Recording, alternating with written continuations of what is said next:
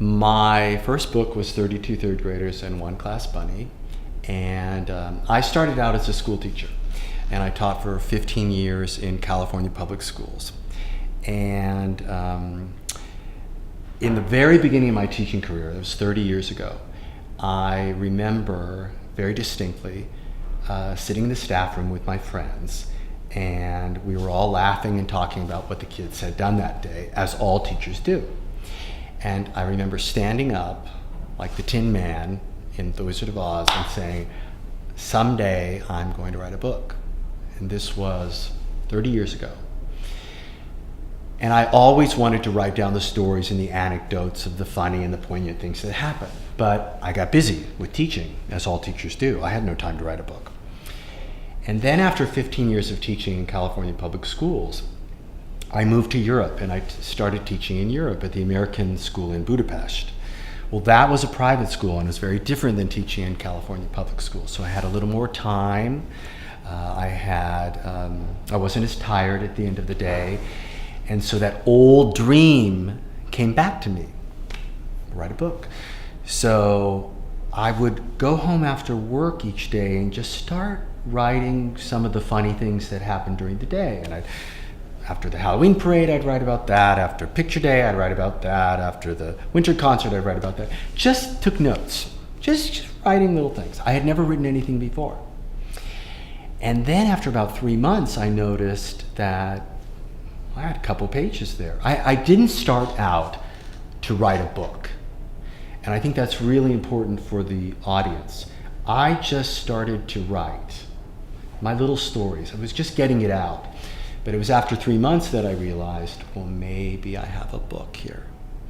And so then I got serious. Then every day I would write, and I did that for about 2 years until I had a manuscript, or the beginning of a manuscript, about 300 pages.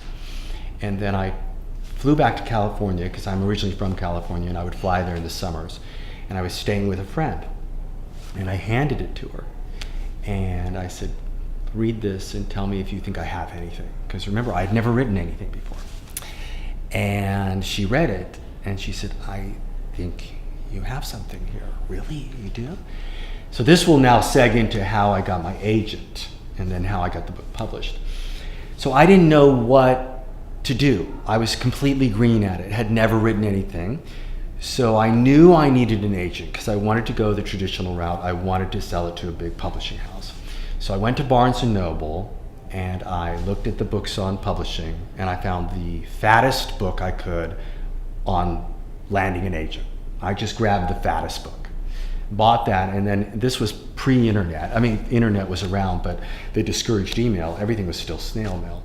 So I found agents that dealt with my genre. It was nonfiction about life in the classroom.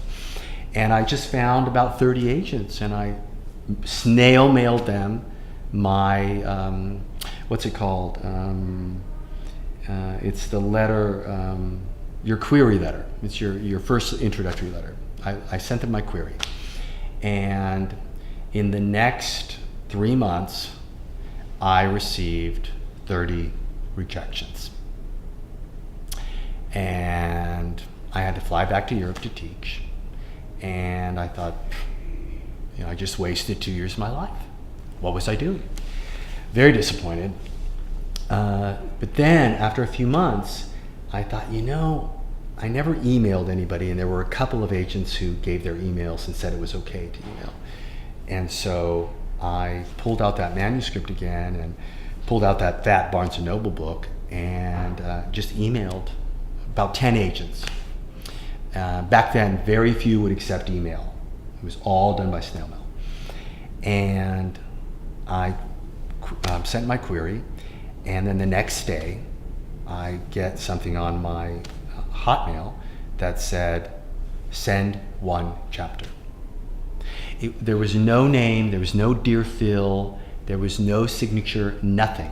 Send 1 chapter. But I could see the email address. So I went back to my fat Barnes & Noble book, and I noticed it was a New York agent, a very high-end New York agent. And it's thrilling for any beginning author just to get somebody to express that little interest. They want to read it, or they want to read a chapter. So I sent a chapter, and then the next day I got an email saying, send another chapter. No Dear Phil, nothing. So I sent another chapter.